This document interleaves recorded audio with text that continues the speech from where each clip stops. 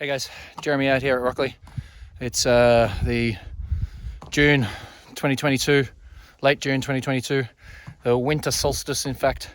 So the sun is very low in the sky, but it's a lovely day out here at Rockley to move some trees and plant some trees to start establishing the master landscape plan and eventually the food forest.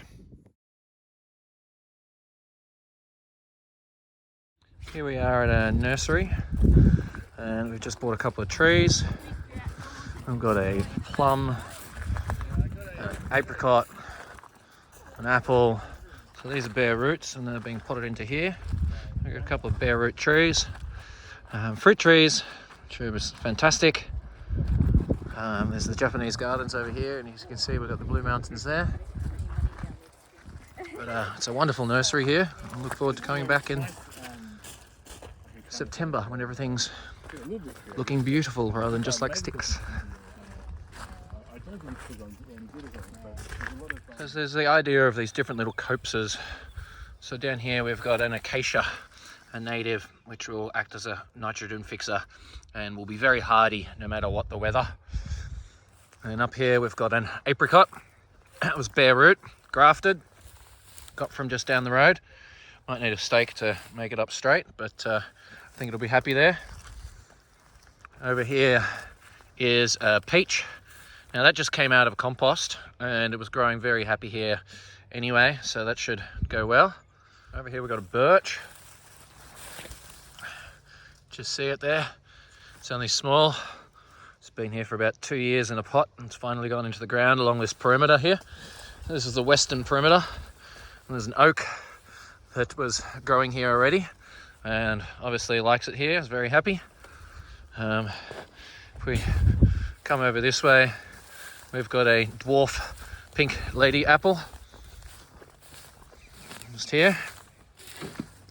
As we cruise a bit further, we're trying to get this walnut out. Some of them were much harder than others. This one is a tricky one. So we're trying to maintain that root ball, but at the same time dig underneath it. It's a job. And after days and days of digging, we're kind of out of steam. But we did move the cherry tree. Sorry, this one is a crab apple. Beautiful crab apple there. So that'll establish nicely. And then there's this berm that I've created on the outside, and I've sprinkled it with oregano seeds. And then there's some lemon balm and some parsley over here. So hopefully next time I come back, they will have sprouted, but if not, they'll come up in spring. And so where that cardboard and other such is just behind the crab apple is a whole bunch of long grass that's just going to get composted over the next couple of months, and we'll do a proper raised garden bed. Now the raised garden bed, we use this soil here, which is all nicely composted, comes from compost, comes from the land. It's all mixed up and ready to go. So we just sort of create a raised garden bed to walk in there. And then this is the composting toilet. That'll slide back into the corner as well. So that'll sort of push everything back along the perimeter again. And then eventually this will be the entertainment area with the house there. But that's a very long way off, years and years.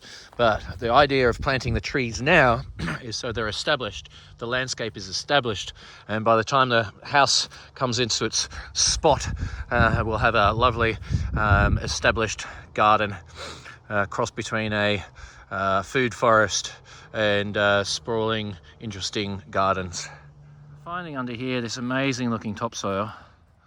We're digging it in with some other compost mix soil that I had been brewing for a while. And the walnut has found its new home.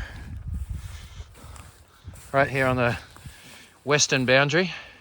So it'll give us shading in summer and let the sun in winter. And it'll also screen off the house behind there and the neighbour's property. And that's a walnut too, established before I got here. And now we're putting in a fraxinus over here. So there's that delicious, I say, topsoil. So the fraxinus wasn't bare root.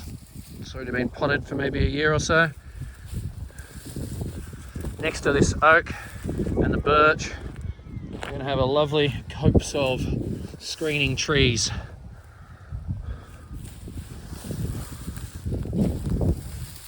Thanks, Mr. Josh Stidwill, for all your amazing efforts and contribution to this project. As you said, you do have harvesting rights